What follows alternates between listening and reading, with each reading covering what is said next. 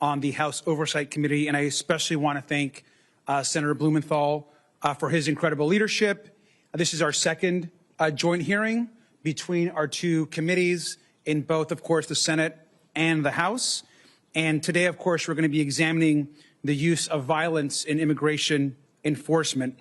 And so this is a very important moment for us as a committee, and of course, an important moment for us to understand what is happening across this country. And so we are, of course, excited to be here and understand how important it is for everyone to really understand what's going on at this moment. We're also going to be hearing from a variety of witnesses as well, and we're very grateful to everyone for being here. I want to also just mention that we're going to have members of the Senate as well as members of the House that will be coming in and out to ask questions. And so I want to welcome, of course, our members of the House Oversight Committee. And then, of course, we're going to be having members of the U.S. Senate here as well. I'm going to begin with some opening comments. Then I'm going to turn it over to Senator Blumenthal, who's also going to be introducing our two of our first witnesses that are here. We'll be hearing from them in just a minute.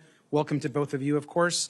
And then we'll be going on to questions after the two sets of opening statements. And so we'll go ahead and begin. I want to just note that we're here because the Department of Homeland Security, ICE, and, of course, broader agencies across DHS are completely out of control. And because Congress has a responsibility to step in when constitutional rights are being violated. Now, in December, of course, Senator Blumenthal and I convened a hearing to call out the unlawful arrests of U.S. citizens detained by ICE and CBP. And since that time, the violence and the lawlessness has actually escalated. So we're going to continue to hold hearings, and we're going to continue to push back. I want to begin by just showing this chart right here. Now, back in July, Donald Trump and Republicans passed a law that cut hundreds of billions of dollars from health care and food assistance. And they used that money to hire thousands of ICE agents who are now terrorizing cities and killing United States citizens. Now, this chart shows how they made ICE the highest funded law enforcement agency in the history of the United States. 10 years ago, the ICE budget was less than $6 billion. Last year, it was over $85 billion.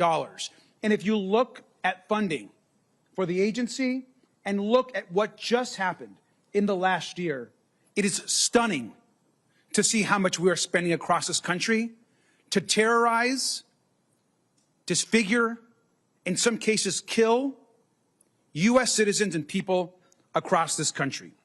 Now, Oversight Democrats have tracked, reviewed, and vetted over 470 incidents on our immigration enforcement dashboard, and 186 of them include problematic uses of force by agents.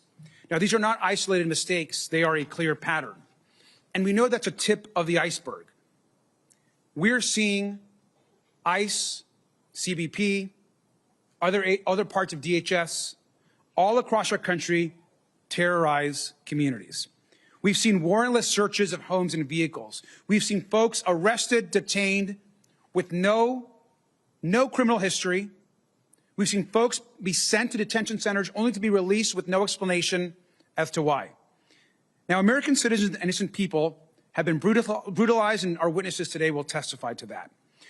And to be clear, we've seen people dragged from cars, beaten, gassed, attacked with crowd control weapons, blinded, like back in my home state of California, left with broken ribs, run off the road, beaten, injured, disfigured, and shot. Officers have been ordered to enter homes without warrants in violation of the Constitution. And we've also seen the federal government labeling American citizens as domestic terrorists, calling people, quote, assassins, and falsely claiming they intended to kill law enforcement, which we know, of course, has been untrue. We're seeing the results of policies set by powerful people of no respect for the Constitution, no respect for the law, no respect for basic humility. And these folks here, which we know well, Donald Trump, J.D. Vance, Kristi Noem, Stephen Miller, of course, Tom Homan, and Greg Bovino, these people, every single one of them, has to be held accountable for the crimes, for the terror, and for the murders that are happening to our own people in this country. We're taking action today because the stakes could not be higher.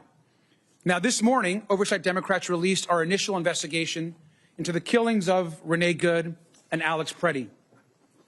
Now, Alex, of course, was a VA nurse who was peacefully exercising his First and Second Amendment constitutional rights before he was pepper sprayed, tackled, disarmed, and then shot repeatedly in the back.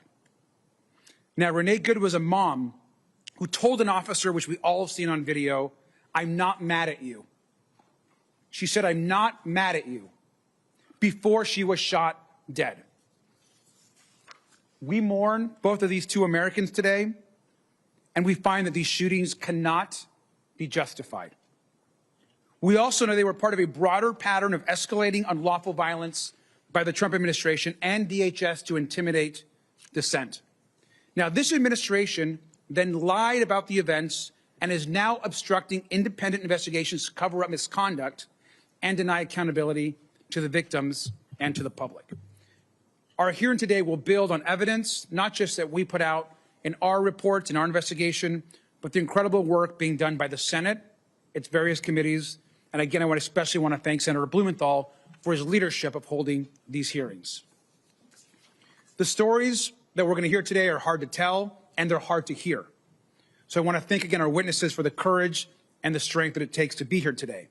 This is a step towards accountability, and we know that the courage, that the strength that you all have that are bringing is in light of what you're hearing from the administration. I think it's important for the public to recognize that this administration has lied, has defamed, and has smeared people that have been peacefully protesting. They've weaponized the Department of Justice to silence protesters, observers, and, of course, journalists. But I also remind folks that Donald Trump won't be president forever. Kristi Noem won't be the secretary forever. And when you serve this country in an elected office or in uniform, you swear an oath to the Constitution. You pledge to work for all Americans. You don't get a license to kill, and there's no absolute immunity. We're going to stand up for the rights of our communities, and we believe strongly that we need to hear the stories of those that are in front of us today. I want to thank our witnesses for the courage, and I want to yield back to our host today, and really the person that's been organizing and leading all of these hearings, Senator Blumenthal. Thank you so much, Representative Garcia. Working with you has been a great experience in partnership, and I am really gratified that we're going to continue our work, continue our investigation, continue our efforts to hold DHS accountable. This hearing is extraordinary and unprecedented, but so is the inhumanity and brutality that we've seen from a government agency. With us today are brave Americans who have come forward to speak truth to power. That phrase is overused, but truly it applies today. With us in spirit are also Renee Good and Alex Preddy, in spirit. They should be here in person, but they were murdered. They were murdered by their own government. They were killed in cold blood. And I can only imagine how painful it must be for you to see that image of your sister, which speaks to your courage, your guts, your grit and determination to be here. And you have won the admiration and gratitude of all of the colleagues here and many others and Americans throughout the country. The witnesses here bear the scars of government lawlessness and DHS brutality, mental scars as well as physical scars. They're here as the face and voice of Alex and Renee and of thousands of others who span the country and who have experienced this inhumanity. And let's be very clear. These stories are not just about Minneapolis. People here from all over the country. These stories span the country. The nation is Minneapolis. We are all Minneapolis.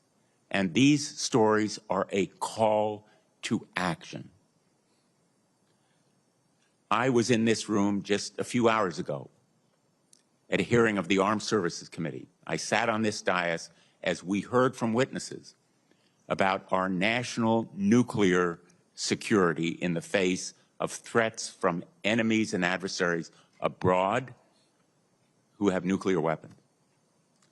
We are here about a matter of national security that is equally important to the one that we heard about this morning.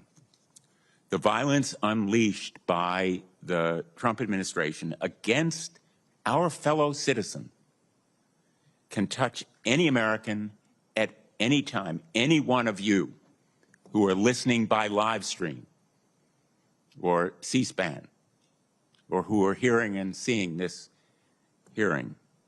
Whether you're going to a church clothing drive, to make a donation on your way to a doctor's appointment, or even heading home from dropping your 6-year-old son off at school. Real stories we will hear today. These stories, and far too many others, demand that every one of us stand up against the injustices and demand accountability. The directives underlying this lawlessness come from the top. Those pictures of the leaders that Representative Garcia showed you are ultimately the culprits here. They bear responsibility.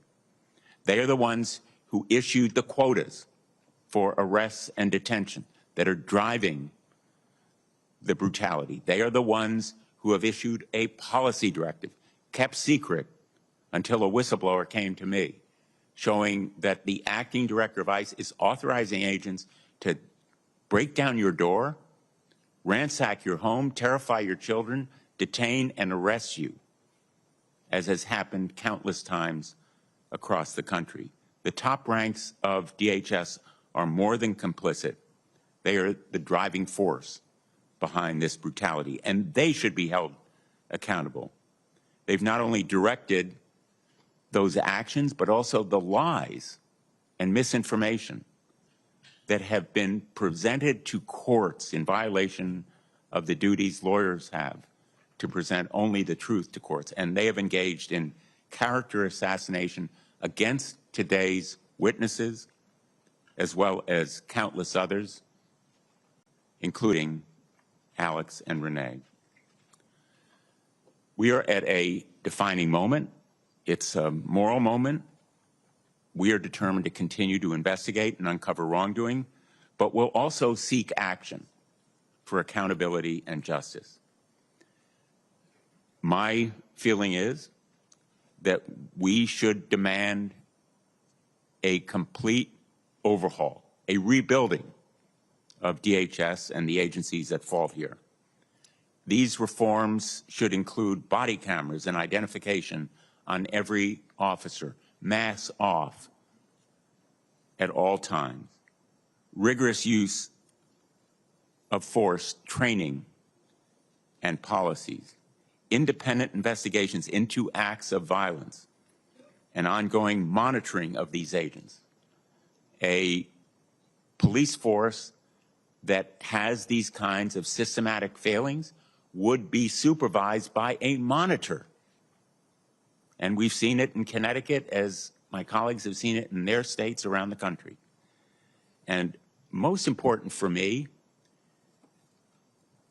rights of citizens to seek redress, rights of anyone to have recourse in the courts to make sure that agents violating their rights are held accountable.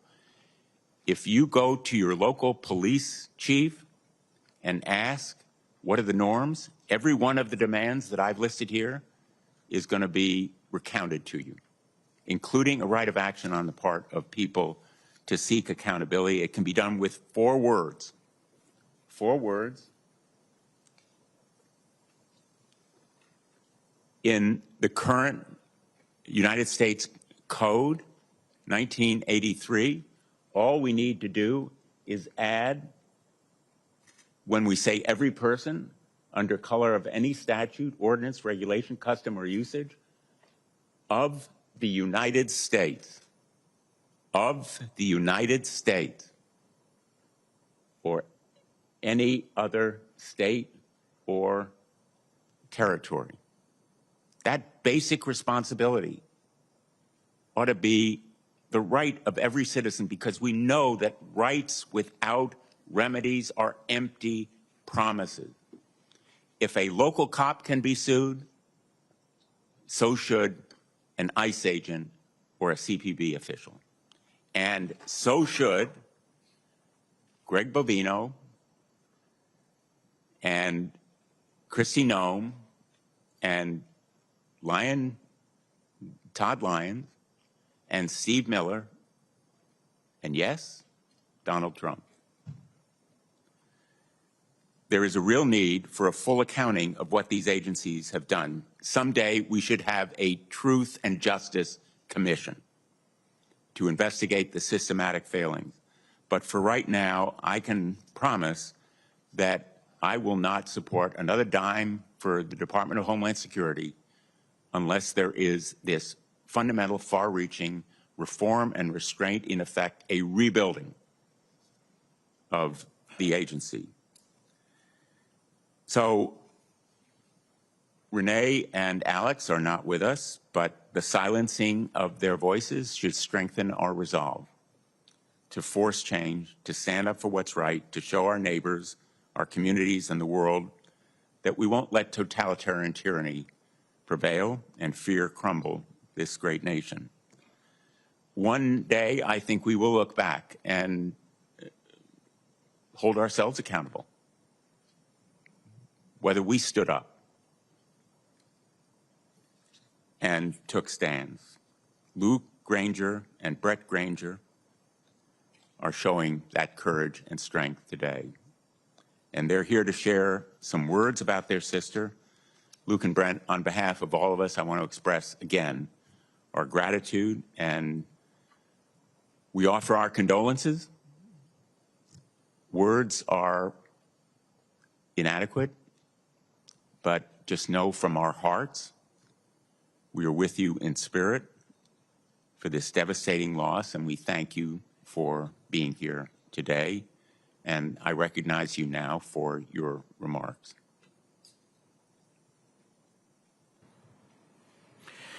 Thank you, Ranking Member Blumenthal and Ranking Member Garcia, and distinguished members of Congress. My name is Luke Ganger, and I'm here with my brother Brent. Renee Good is our sister. We're here on behalf of Nae's big family and those who loved her. We're here to ask for your help. I was talking to my 4-year-old last week when she noticed I was not doing well. I had to come here today and talk to some important people. She knows that her aunt died and that somebody caused it to happen. She told me that there are no bad people